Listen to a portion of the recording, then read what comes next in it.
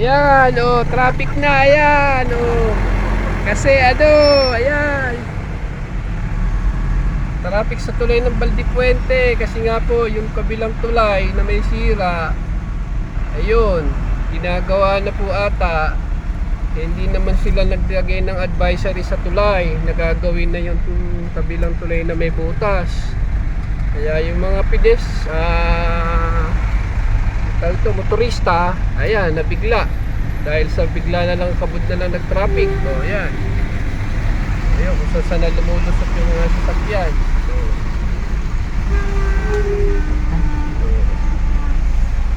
hindi naman sila nagbigay ng ano dun sa tulay mo lang na babala. Na ganitong araw gagawin na yung tulay para yung mga motorista sana nakalipat ng daan. Ano naman yan, mga kababayan. Ayan o, traffic o. Tignan mo, ayan o. Ayan.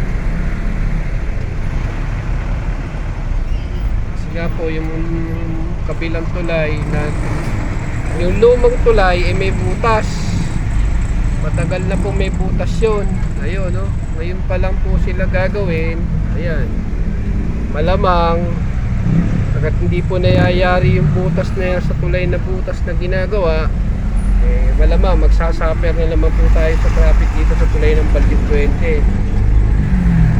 Kaya paalala po sa mga motorista, hanggat maaari kung makakaiwas kayo ay umiwas kayo ng daan. May tuturo ako sa inyong daan, kaya lang ay baka hindi nyo alam. Yung tulay po ng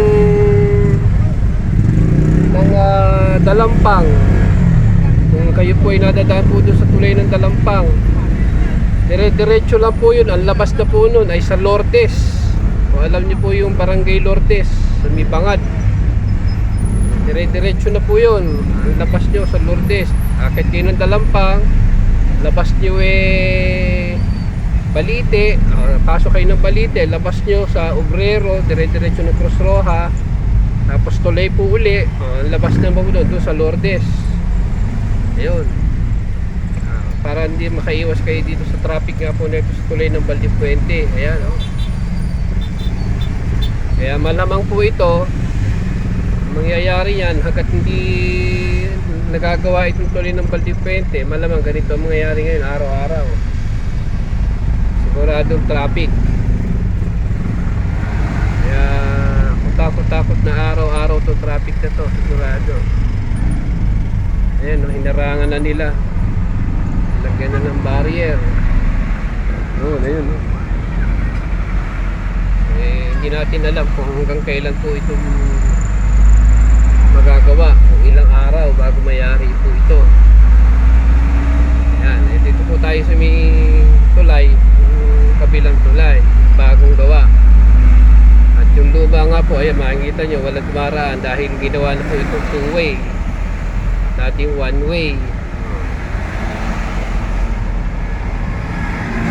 Two-lay na po ito ngayon, kaya ayan, siguradong traffic ngayon to.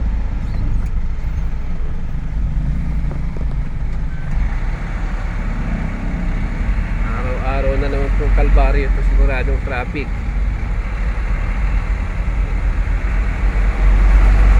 Yan mangyayari po dyan.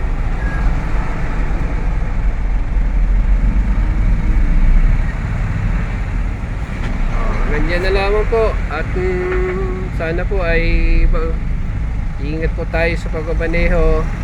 Paalala po, yung tulay ng Baldipuente ay ginagawa. Ingat po tayo at hanap po tayo ng ibang daan para hindi po tayo maabala sa biyahe. Ayan, salamat po, ingat po.